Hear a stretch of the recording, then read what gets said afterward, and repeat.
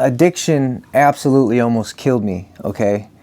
I'm lucky to be alive. I am grateful that I can sit in front of this camera and speak life into other people. But it almost killed me. And it also forced me to become someone, though. Think about that.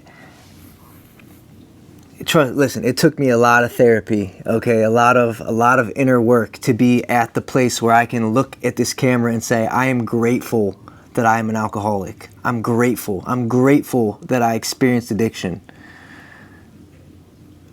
And let's back up a second to would I even know God?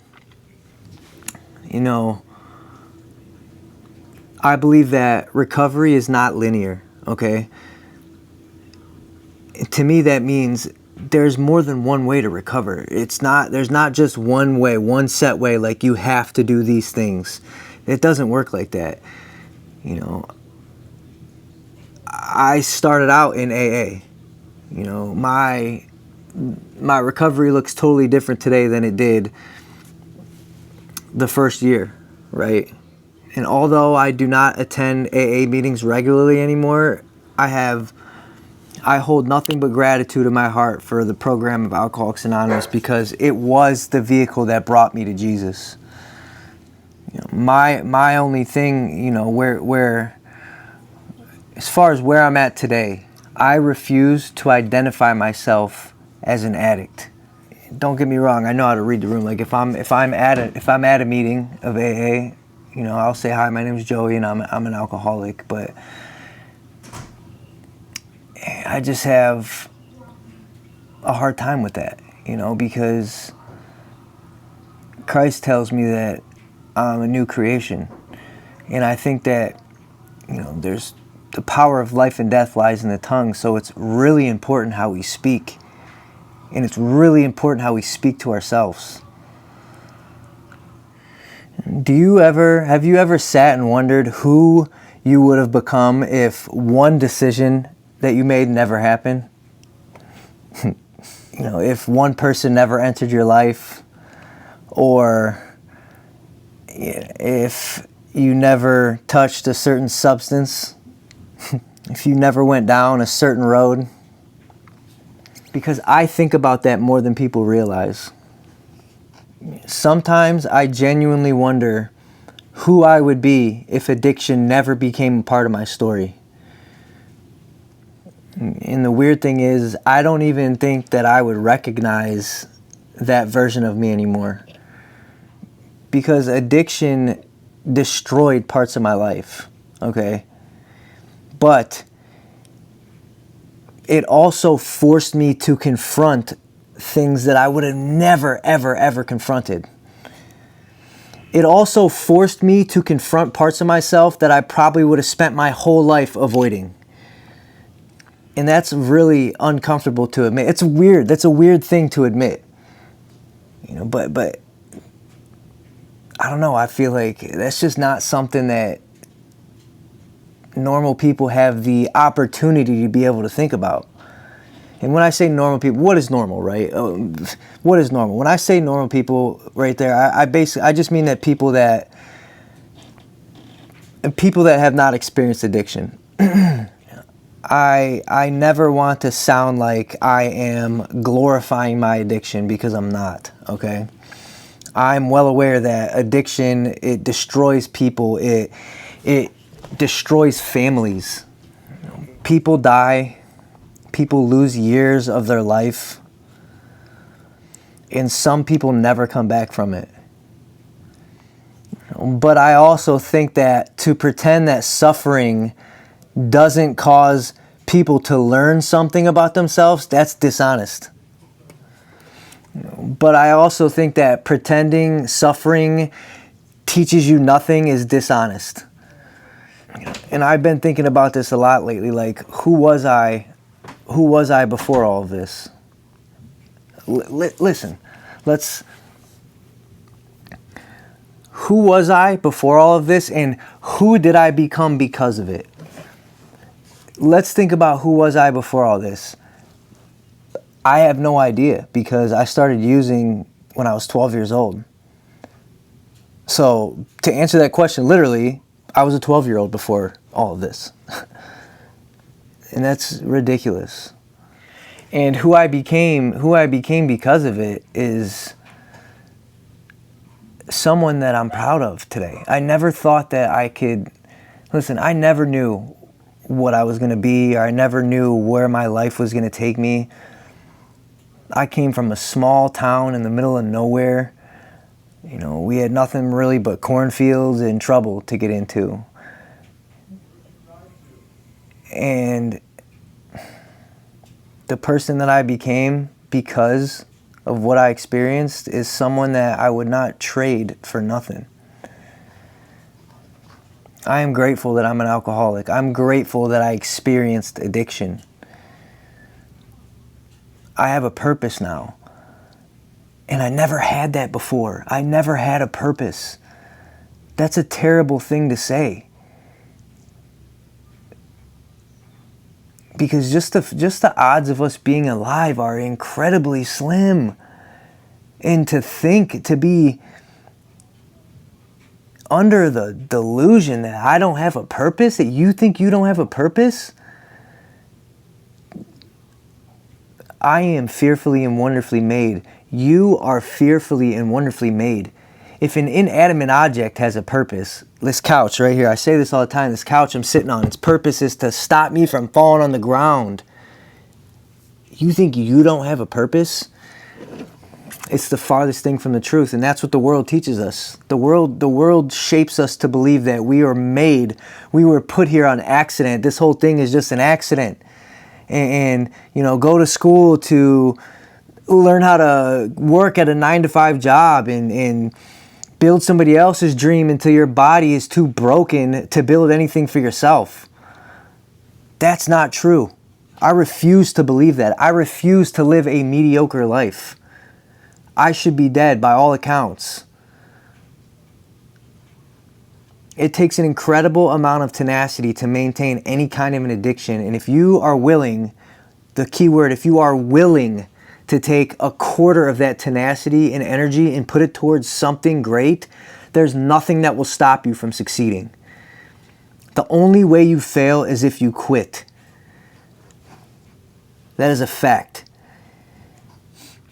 I think that one of the hardest parts about recovery that nobody talks about is grieving the life that you could have had. Not just grieving the drugs, okay? But grieving time. That was listen, the first year I was sober, that was like, oh my God, I was like a maniac. You know, because once the fog cleared, all I could think about was all the time I wasted. So much time gone. And I was sick about it, dude. But the Bible tells us that God will make up for the lost time. And I'm no religious scholar or a theologian by any means, but the more and more I read the Bible and the closer I become to God and Jesus, the more I begin to believe what God tells me about me, not what the world has told me about me my entire life. You know, I grieved time, I grieved opportunities, because listen, dude, I got my first felony when I was 18 years old. You know, things are different now, but you know, back then, almost 20 years ago, it was a little bit different. It was a little bit harder to find a job or you know, gainful employment once you have a felony.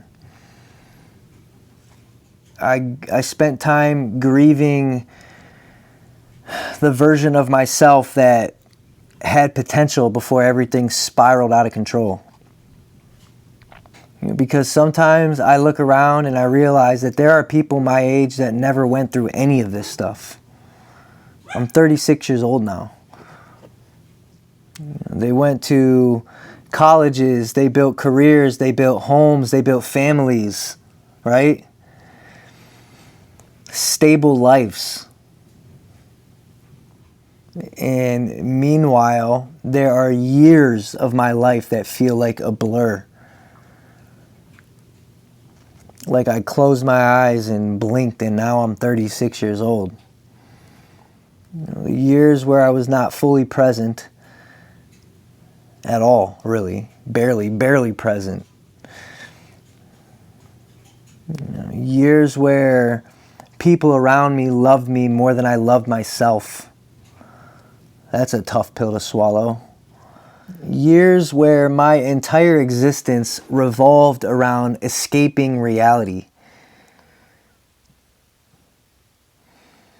And, sometimes that hits me hard, dude. Not so much anymore as in the first year and maybe 2 years I was sober. But like I said, that was a tough pill to swallow, I still wake up, Recovery doesn't automatically erase consequences. I know that goes without saying. I still wake up sometimes and realize, like, man, dude, I wasted a lot of time. And that's why I worry about my brother, because my brother's 10 years younger than me, and I know that if he can get to where I'm at today, dude, he could be on top of the world by the time he's 36 years old. I lost a lot of time, and nothing I can do can bring those years back to me. Time is finite. I lived a lot of years thinking that I had all the time in the world, and we really don't. This life is a vapor. We are a vapor. And I think that that's probably one of the most deepest pains of addiction for me. Not just what it does to you in the moment, because you don't feel it in the moment. I felt nothing. I was numb. But realizing how much life passed while I was disconnected from myself, that is a deep pain.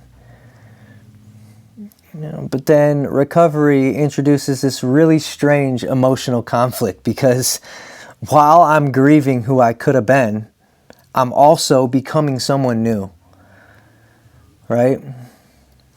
And that messes with my head a little bit, because I look at my life now and I think, would I even have the same perspective had I not gone through all the suffering that I went through? Would I be as grateful for small things that people take for granted today had I not gone through that suffering? When I got arrested, listen, by the time I got arrested, I was 129 pounds, hadn't bathed or showered, and I don't even know, in a real shower. I was living in a tent. I was living outside. Hadn't had 3 square meals, and I can't even tell you how long. And then you get arrested and you go to jail. And at first I was like trying to scheme up ways to break out. I'm gonna hide in the laundry basket and have them freaking take me downstairs and pop out and run and escape, right? And go right back to the tent, into the drugs, right? Get out of here. But once that fog cleared, man, and I got a little bit of health in me, a little bit of time between me and the drugs, going from getting out of jail into residential treatment. And I remember just being so grateful for the little things, like the fact that my light would turn all the way off at nighttime when it was time to go to bed. That don't happen in jail. The fact that I could go to the fridge and pour myself a glass of milk. The fact that at the time I was smoking cigarettes. So the fact that I could go stand outside and smoke a cigarette without being in shackles. The fact that I could go take a hot shower if I wanted to. The fact that I didn't have to wear shower shoes inside the shower. I know for sure that I would not have that same perspective had I not went through what I went through.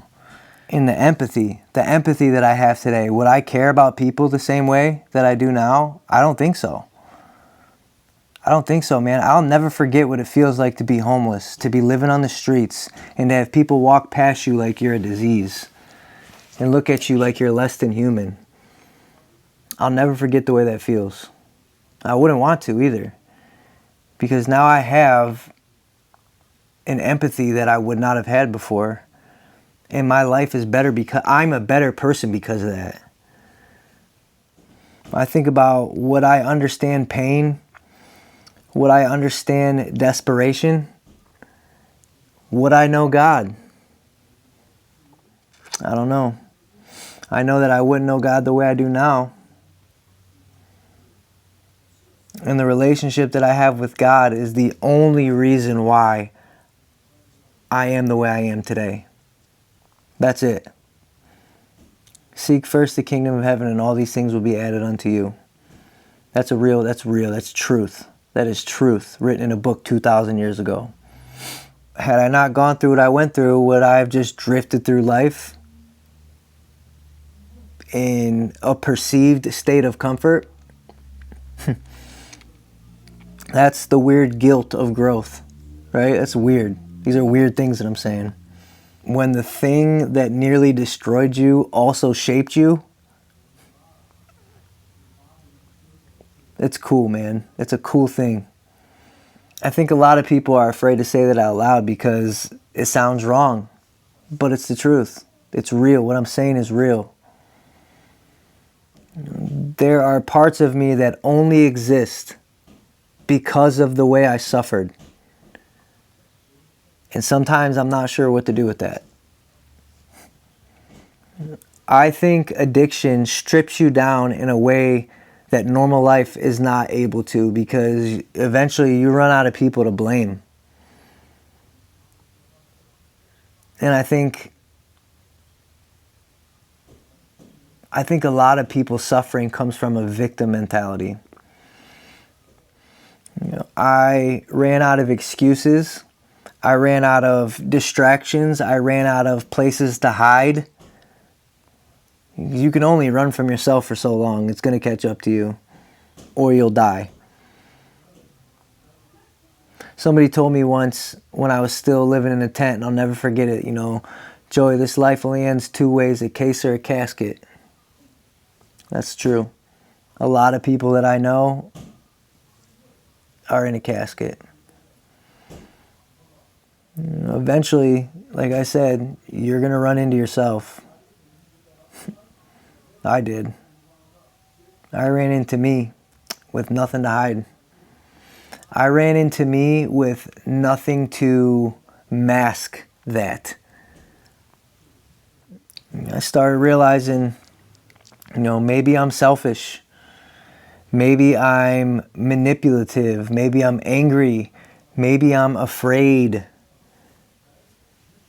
And I'm going to talk to the men here for a second. I feel like as men, we're not always taught how to express our emotions, and it comes out in something that is untrue most of the ways. Like, it comes out in anger or ego when maybe we're just fearful. I can definitely say that I hated the person that I was more than I would like to admit. And what the drugs did was numb that. But it's temporary, though. It's always temporary. It's not a permanent solution at all. Because the drugs may numb that temporarily, but eventually what happens is it ends up amplifying it. I remember feeling so good when I was on opiates, but eventually they turned on me and I became depressed. That's why addiction is so spiritual, in my opinion, because it exposes everything underneath the surface. It exposes everything underneath the mask that we put on for people. Addiction forced me to finally meet myself. And honestly, I did not like who I met. At first, anyways. Nobody can prepare you for the identity crisis that comes after getting sober, right? Because, once after all the chaos stops, you're stuck asking, okay, well, who am I now? Who am I now? I'm 33 years old at the time, who spent my whole life running from myself. Who am I? For so long, your identity becomes tied to survival and chaos. escaping, using, self-destruction, pain. I built my entire identity around substances from the time I was 12 years old. And one day, you remove the substances, but your mind is still there, if you're lucky. That's why recovery isn't just quitting drugs. Quitting drugs is the easy part compared to rebuilding your entire identity. Now you have to learn how to sit still with yourself, the thing you spent forever running from. You have to learn how to feel emotions. Oh my gosh, dude, I freaking cried about everything when I first got sober because I spent so long just numbing that, right? You have to learn how to be honest. And that starts with being honest with yourself. You cannot be honest with anyone if you can't be honest with yourself. You have to learn how to build discipline and repair relationships. And that's a tough thing. That's like, man, building relationships. Okay, listen, so let's talk about building relationships because, in active addiction, every relationship that was built around a transactional lifestyle, a transactional relationship. You have to unlearn all that. You have to learn how to handle boredom, which that was one of my biggest problems. Like I said, I grew up in the middle of nowhere. You get bored, what do? Well, get high, right? You have to learn how to live without consistent dopamine and face reality. And reality can feel overwhelming, especially when you spent years running from it. I believe that's why a lot of people relapse even when they genuinely want to change. Because they don't just miss the substance, they miss escaping themselves. It's uncomfortable to sit with yourself when you have no idea who you are. That's like sitting in the room with a stranger in complete silence. Sometimes I imagine an alternate version of my life, right? Like, maybe I never got addicted. Maybe I took a normal path, right? Did the college thing, and maybe I would have looked cleaner on the outside, not so rough around the edges. But then I ask myself something that honestly scares me. Would I have ever truly woken up? I don't know. Pain has a way of forcing awareness. Suffering forces reflection, and rock bottom forces honesty. And, before addiction, I don't know if I was honestly ever truly aware of anything. I was alive, but was I conscious? And I think that's true for a lot of people. Some people never hit rock bottom externally, but internally they are completely asleep. And think about, that can mean so many things. For me, what I'm thinking about as I say that is just the empathy that I feel for people now. I very well could have been one of them people that walked past me on the streets and looked at me like I was a disease. I'm so happy that I'm not like that. Some people are okay with just existing and following routines, avoiding the truth, avoiding themselves, avoiding purpose. It's easier. It's easier to avoid your purpose, right? It's easier to just go clock in every day, 9 to 5, right? Not for me, man. Addiction shattered that illusion for me. Pain forced me to ask deeper questions that I probably never would have asked myself. Who am I? Why am I here? And what actually matters? What kind of man do I want to become? Those questions changed my life more than sobriety did. I also want to be careful with this conversation because, I never want someone listening to think that suffering is something to chase, because it's not. It is not. I think that goes without saying, but there's nothing beautiful about watching your life fall apart. There's nothing beautiful about hurting the people you love. There's nothing beautiful about self-destruction. And there are people that never make it out of that. I'm well aware. I think that the beauty is not in the destruction itself, but it is absolutely in what can emerge after it. What can emerge because of it. Human beings are capable of rebuilding. That's the miracle. Okay? Not addiction, recovery. Recovery, that's the miracle. We do recover. I am living, breathing proof that we do recover. If I can get sober, everyone watching this can get sober. If I can build a life that I no longer wish to escape from, everybody watching this can. I was a lost cause. If I'm capable of recovery, surrender, transformation, honesty, growth, that is the miracle. That's the miracle. So if you ask me if you could honestly erase addiction from your story, would you?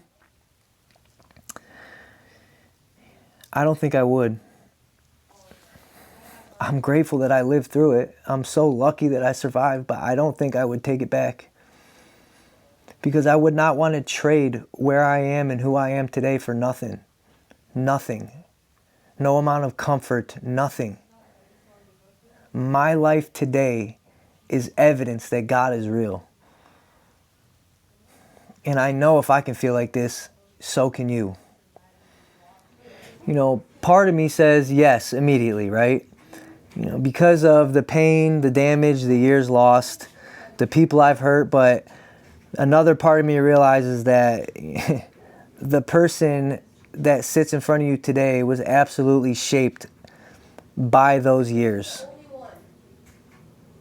So they weren't really lost, right? I was so hung up on that when I first got sober. I lost all these years. Those years are not lost. Look at me. I would not be who I am today without those lost years. They're not lost. I just had a realization just now talking to you guys. I don't think I've ever truly realized that until just now. Those years that I thought I wasted. Gosh, look at me. I am so happy with who I am today. I'm so happy today. And maybe recovery is learning how to hold both truths at the same time, right? Being able to grieve your past, but also being grateful that you survived it. Also, totally understanding that it's the reason why you are who you are today. And honestly, maybe that's one of the hardest parts about healing.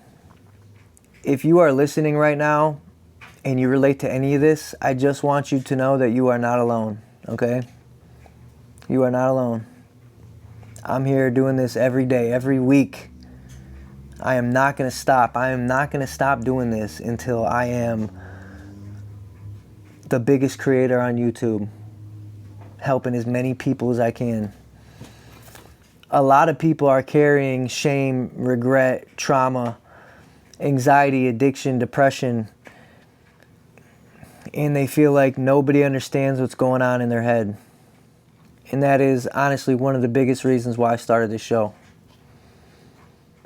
It is not because I think I have life all figured out, but it is absolutely because I know what it feels like to be lost.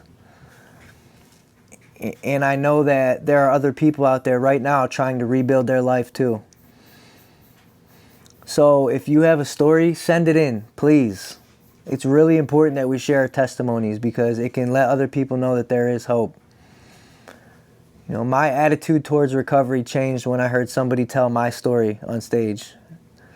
Somebody that I had no relation to. If you are willing to let me share your story and talk about how I relate to it, you can send it to thegandeeshow@gmail.com.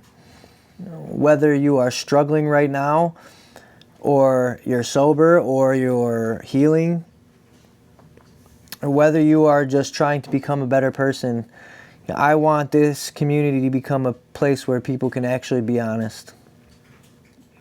And if you are trying to work on yourself deeper, than just outside these videos, check out the guided meditations. I will have it linked in the description of this video. You can check out the journals. They are also the link is in my bio. And come join us in the Sunday group, man. It's available via Zoom to anyone, anywhere. The information for that group will be in the description of this video as well. Because healing becomes a lot easier when you stop trying to do it alone. I know it did for me. And if this episode helped you in any way, leave a comment, share your thoughts, and tell me your story, man. I read everything. I read every comment, and I try my hardest to respond to every single one of them. I love you guys, and I will see you in the next one. I'm out.